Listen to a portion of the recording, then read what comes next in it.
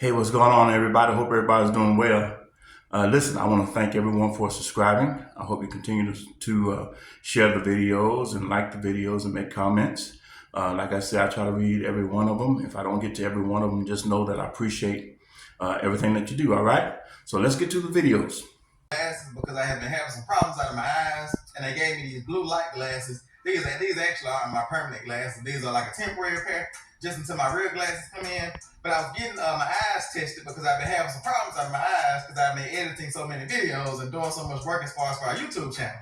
And so while I was at the eye doctor, I was in there, they were checking my eyes. I was in a back room, and I could overhear at the receptionist desk, at the front desk, that there was this old lady, and she was trying to get her eyes checked so she could get glasses. She had been having problems out of her eyes because she's older and she needed glasses. And so I could hear them telling her that her insurance, which she had I'm trying to get it right. It's not Medicaid. I think it's Medicare. And so she has Medicare, whatever it is when you get older and you get that certain type of insurance. But she had like an insurance called Medicare, I believe it is. And they were saying that they didn't take that insurance. And so they were telling her that she would have to pay in cash. And so from the back room, I overheard them telling her that she had to pay in cash. And I could tell that she was communicating to them like, hey, if the insurance doesn't take care of it, I'm not going to be able to get glasses because I don't have enough money to pay for it in cash. And so I overheard it, so I came out, and I just gently offered to pay for it. And so, a couple hours went by. I got my eyes checked. She ended up getting her eyes checked. We blessed her and paid for it. And so after I came out and get my eyes checked, the older lady, she came up to me and hugged me, and she was just saying thank you. And I said, no, you really don't have to thank me. Thank Jesus. And I ended up telling her my testimony. I told her about my humble beginnings that you all already know. Like I said, this is the From Prison to Purpose God cast, and you know that I was in a physical prison, and God freed me from that physical prison, but also from many emotional, mental, all type of prison, spiritual prisons as well. But the foundation of my testimony is being set free from that physical prison and being activated into my purpose, and also that spiritual prison as well. And so as I was talking to this older lady, and I was telling her about my testimony, I also told her about this principle that I learned, because we love to be cheerful givers. The Bible talks about how God loves a cheerful giver, and we just love to give. I know, like, giving is like a spiritual gift for our family because we love to do it. That video camera is with him when he went into the hospital with Megan. And you telling me that you could not get any kind of content on a lady that was in the optical clinic to get her glasses? You didn't get no picture, no thank you, no I appreciate you, nothing? Come on, Tim. For real. Listen, one thing about Tim, he is a content creator. So he's going to have that camera on. I don't care if Mama Lily's truck broke down on the road, his truck broke down, he's going to have the camera documenting that. If the septic tank going out, or he needs maintenance on the septic tank, he's going to get content about that. It's going to take him 30 to 40 minutes talking about that and other things that's on his mind. If the goats get out of the pen, he's going to talk about that. He worked on that barn, so-called barn, for the last 2 years. So that man's going to have that camera with him to make content. But you notice that he never had the camera with him when he's saying he's working out at the gym, or when he said he's giving away things as far as food. We're giving away food, and we're giving. A lady came to the optical clinic to get some glasses, and she didn't have enough money on her insurance, so I paid for it. And I mean, that's content. And the way this man loved content, the way he had things programmed and written out and staged, and he did not get even a picture of the lady that he supposedly had helped. That's not like Tim. And the reason why we say that is because everything else is taped. Everything else you got on video. but it's never when you are giving away food. Or I know the Bible speaks about doing things not to be noticed and all that. We understand that part. But a man that have made his living so far on YouTube content, you would think that he would tape, maybe a picture of the lady or just her saying thank you for helping me with these glasses. I didn't have enough money to pay for it. Or when he's giving out food, and then we hear that he's talking about that wasn't premium food that was given out. So who you're giving that meat to? If it's not premium, if it's not good. Too bad for me.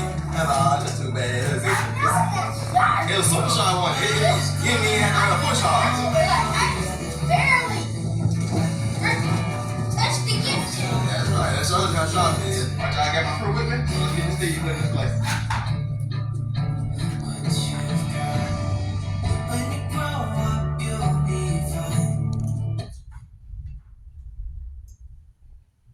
Hope them boys don't get a hernia themselves.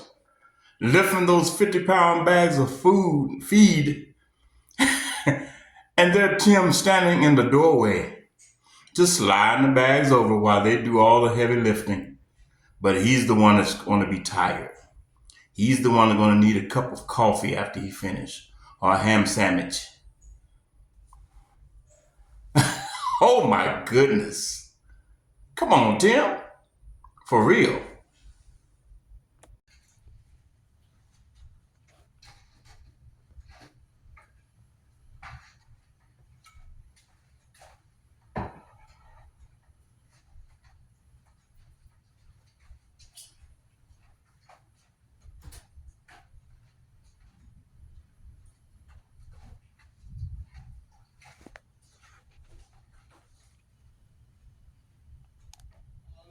It didn't take enough about 10 minutes. It didn't take long at all because I said maybe 20 minutes because we were efficient. What'd you say, Ty? I said maybe 2 minutes. Maybe 2 minutes. Like, it was longer than 2 minutes.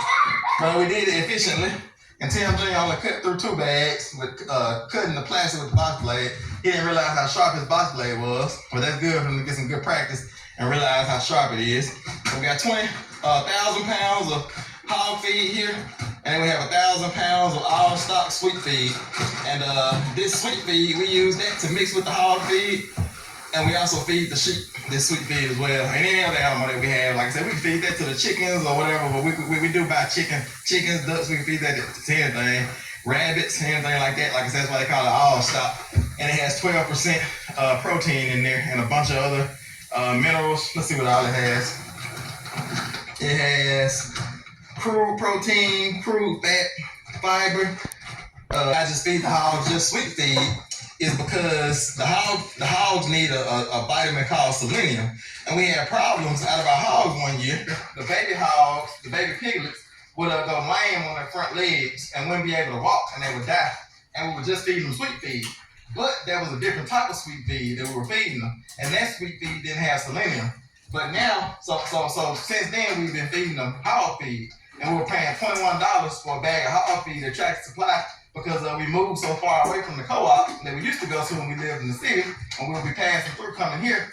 But now we found a new co-op that's close to us, probably like 20 minutes away, and they have the same feed that co-op had, and they actually have upgraded their sweet feed because now their sweet feed has selenium in there. And so the boys and I noticed that, and we said, hold up, let's see what amount of selenium the hog feed that's just a little bit more expensive has in it. And stick to what's working. But next year when we raise feed the hogs, we might just feed them sweet feed. Like I said, because they have a whole lot more like wheat, corn, all type of stuff in there. Like, go ahead, Ty. And you don't have to pay that much. Yeah, for real. But then the thing is that at this new co-op that we're going to, the hog grain is $13. I think it's $13.80 or something like that. But then the sweet feed is like $13.50. So it's not even that big of a difference, you know what I'm saying? So it's just really what we choose to feed our pigs. So now we're mixing it, and we'll see how the meat tastes, how the meat comes out and everything. But next year we might try some different things out with some different type of grains and everything. But here we have about 2 tons but this should last us, what is this, April, May, June, July, August. Because we're shooting for like August or September But I think they're gonna be ready before that. Like I said, 'cause they're growing pretty fast, and so maybe July, maybe July we should be ready to take them to freezer camp to the processor. And I can't wait because a lot of the animals that we've taken to process already were not like a premium meat. Like I said, we gave away a lot of it as well. Like I said, the first hogs that we had processed, we gave away most of that meat, so we ran out of that pretty fast. And then the next group of hogs we had processed, we that we just did, we had given away as much of that meat. Like I said, we want to keep some back for ourselves. And then we gave away a bunch of their lamb and everything as well. But none of that is like premium quality, meat. And like I say, so we're looking forward, like I said, because all those animals were really like just males, boars, rams, like things we wanted to like cull from the farm. But the things that we're going to be taking to process in the fall, this is all going to be premium quality meat, high quality ribs and hams and bacon, all those things, lamb, like young lamb, not old lamb like Boaz, you know what I'm saying? But the meat was still good. But anyway, so I just want to kind of, explain to y'all like that everything that we've done so far is just like a test, you know what I'm saying? Like we're just getting our feet wet. But just stay tuned because we're finna like get serious about this thing. The Lord has told us that He wants us to give away millions and millions of dollars of farm fresh meat and produce. And so we're looking forward to getting that done and beginning this journey. Like I said, everything we've done so far is just us trying to get our feet back wet because it's been about 2 years since we did this. We were doing it. We were doing it while we were in the city. We literally were raising all of our own meat and giving away meat to all of our neighbors in the city. But we went 2 years to get established down here on our farm, on our homestead. And so now that we're established, now we're in a position to where our cup is overflowing and we can bless somebody else. But we want to bless them with a premium, top quality meat. And so we're looking forward to that. And this is a picture. Like this is the beginnings of that meat. Like this is where our meat comes from. It comes from hardworking young men. It comes from getting top quality premium feed. It comes from budgeting and all these type of things, the sweat of our brow, and then we can bless those who have need. Let them move slow, steal no more, but rather let them labor, working with his hands so he can have something. Hold your hands up, boy. Working with his hands so he can have something to give to those who have need.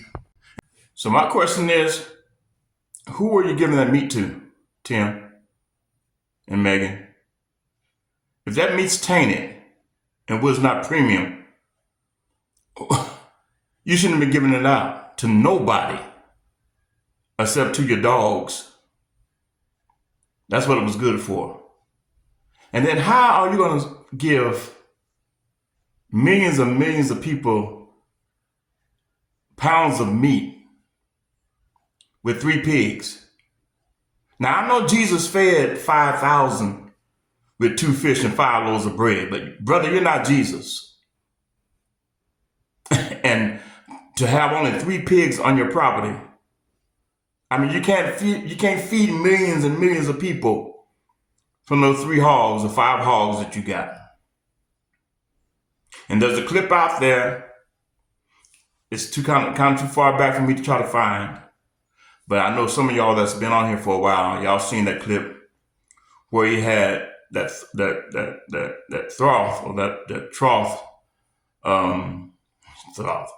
trough where he had, I guess, old food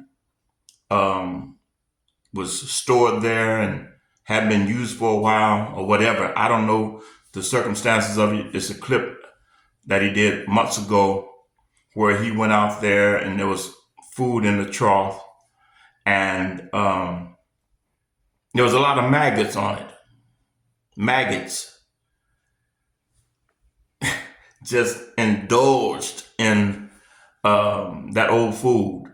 And instead of him throwing that out somewhere where it can be discarded, he just turned it over in the pen, in the pig's pen, and then put feed where the maggots were. That's why I wouldn't eat anything off of that farm. Nothing.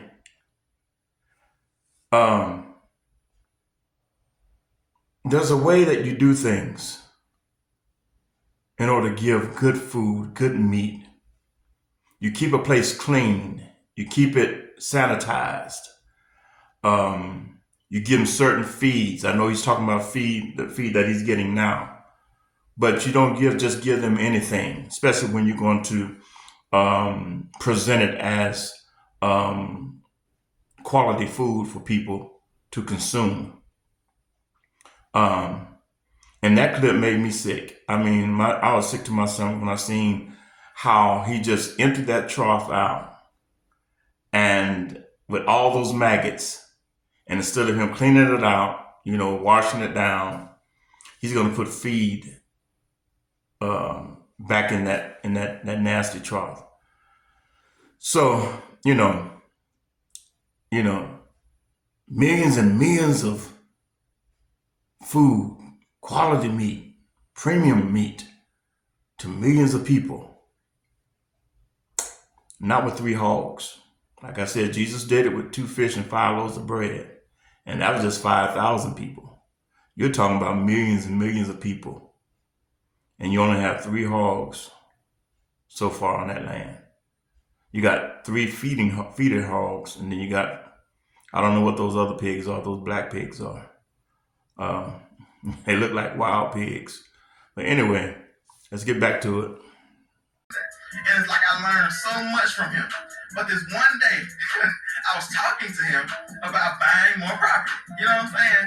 And I said, that we're looking for more property in the area, and we plan to buy more property in the area because we like the area. And I was telling him the vision about the farm and about our ministry and everything. And he just casually said, "You're not going to be able to buy any more property in this area." Just casually. He didn't mean any harm by it.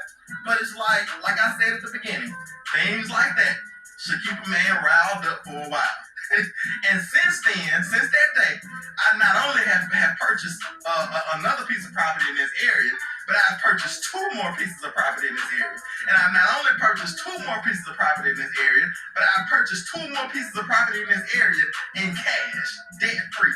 You know what I'm saying? I purchased them outright. And so my point is that you can let people's doubts pull you down. And a lot of times, like I said, I don't think people necessarily are trying to pull you down. They are just only looking through their lens.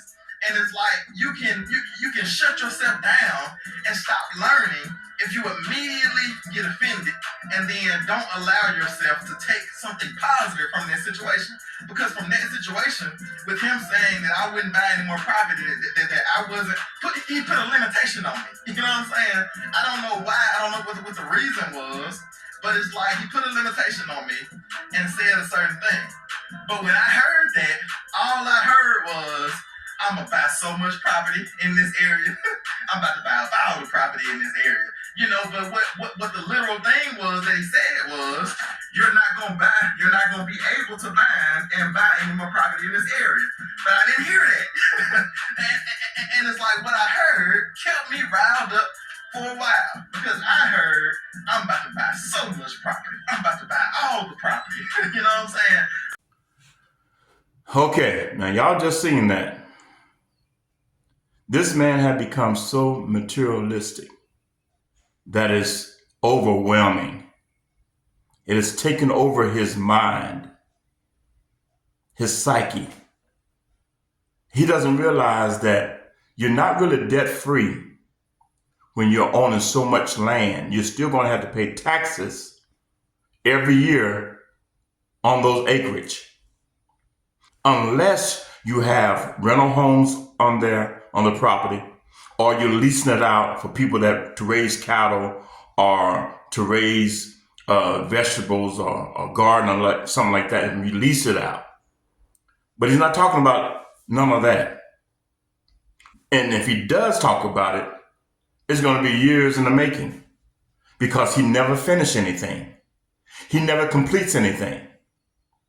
He gets too tired too quick. For a man to not have a 9-to-5 job and get as tired as he does, I don't see how he's going to be able to do anything on those properties that he's purchasing. I can't see it. And he just proving a point to an old man that live on next to him or behind him or whatever. He proving to him that I can buy more property. You just motivated me. You just made me want to go after more property. I wouldn't do it for that purpose. If I'm going to purchase property, I'm going to do it to where it benefits me and my family. I'm going to have a plan. I'm going to have an idea of how to bring in more income, not just to have it, to say I have it and I prove to somebody that I can get it. It's not about getting it, it's about keeping it. Can you keep it? That's the real issue. And now this man had become so materialistic. He becoming just like some of these preachers that we know. To have more things, that you got to give me more money to support my lifestyle. And that's what's happening now. He feels that YouTube going to be around so long that it's going to support his lifestyle, which this might run out next year, year after that. Don't put all your eggs in one basket. You got to have a plan. You got to have another goal in mind, because you're not going to be able to draw. Maybe Megan will, but Tim won't be able to draw Social Security. He won't be able to retire when he get to a certain age because he have no employment. He's self-employed. And you have to work. Had been working for a long time in order to get Social Security, if it be still around. We don't know what's going on sometime, but if it's still around, he's going to have to do something else instead of spending all that money on properties and a lot of your toys, Tim. You need to start saving that money up, like people say, for a rainy day, because we don't know what the future holds. But we do know who holds our future, and that's God Himself. But it's getting to a point where he is being overwhelmed by things, and the Bible says, "Set your affection not on things on this earth, but things which are above, where Christ sitteth on the right hand of the Father." Set your affection on things above, not things upon this earth. All these things that we have, all these cars and homes and property that we have, we can't take none of that with us. We can't take none of that with us. All these things should pass away, but God's word is going to stand forever. Don't get so caught up into materialistic things to where you lose focus on your family and what it's all about. That's why I'm so glad that I had to mature to a place where I didn't focus so much on things. I can get things and I can give it away very easily because I'm not caught up into things. I can let it go. Only thing I cannot let go is my family. My wife and my daughters.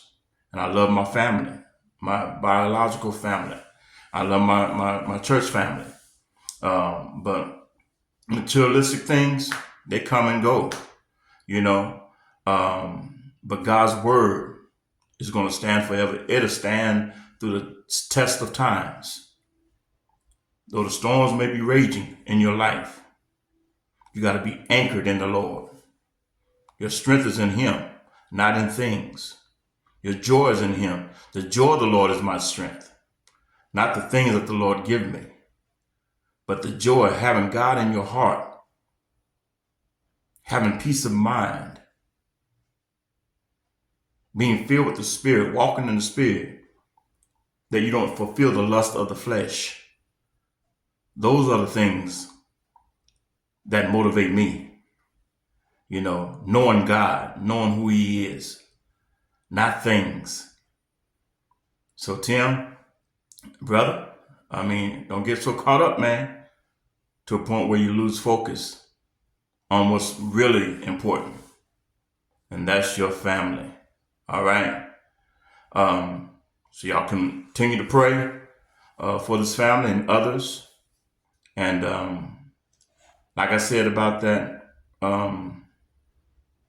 Diddy case, that's the reason why a lot of people are being involved and getting involved and making comments and giving their opinions on things, because that was very concerning to see how Diddy dragged her through that hotel, dragged her and kicked her and pulled her hair and threw things at her, and people just want you to sit back and let these kind of things happen. You're hating on a brother. You're hating on a black man. No, that ain't got nothing to do with hate. It got a lot to do with concern. That's what it's about. Concern. We're concerned. And that's anybody with a heart. That's why I can't really understand his supporters that continue to sometimes come in your comments and say, y'all just hating on a brother. And y'all want what he, no, it ain't about having what he want, what he has. Many of us are already blessed. We don't need anything that Tim has. We're trying to look out for those kids and for Mama Lillie in her latter years to live a peaceful life, a retired life, like he had said in the beginning when he even started the channel Resurrection Ranch. It was about her living her life in retirement and enjoying a peaceful time on her property. That's what it was all about. But anyway, I don't want to get on a rant about that. I've talked about that enough. But anyway, like, subscribe, and leave a comment down below. Even the negatives, make a comment. You got the right to your opinions. It might not be mine, but you have a right to your opinion and to your beliefs. But for me and my house, we're going to serve the Lord, and we're going to do the best way we can. We strive for perfection. We're not perfect. None of us are. Only God, Jesus Christ, is perfect. But we're striving for perfection. And so anyway, like, subscribe, and leave a comment down below. And we'll talk to you soon. All right. Thank you for subscribing, and I appreciate you. So God bless y'all. Take care.